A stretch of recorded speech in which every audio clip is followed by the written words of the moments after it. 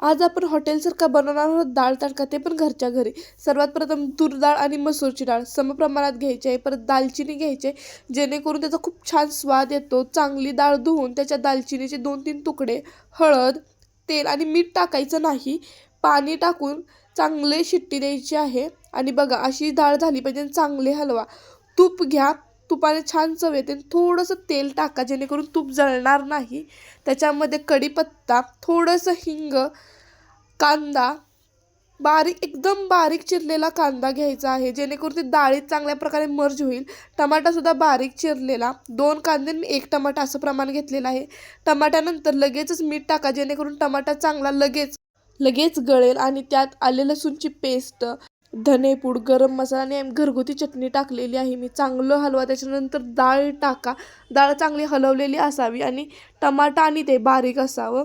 त्यानंतर उकळतं पाणी आपल्याला ह्याच्यात टाकायचं आहे, थंड टाकू नका. उकळतं पाणी टाकल्याने ह्याचे जे गुठळे आहेत ते होणार नाहीत डाळीचे.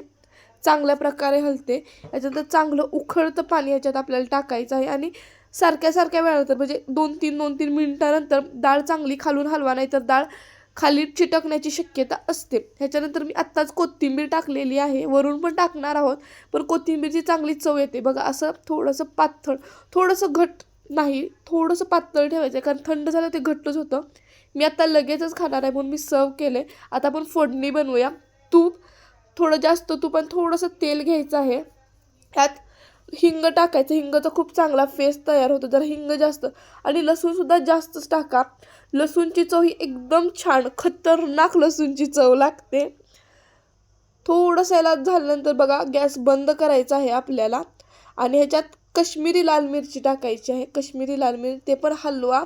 आलंसुद्धा टाकायचं आहे. आणि लाल मिरची, ते नाही आहे आमच्यात लाल मिरची, आलं लसूण टाका आणि ह्याच्यात टाका आणि मस्तपैकी कोथिंबीरने गार्निश करा आणि घरच्या घरी डाळ तडका तयार.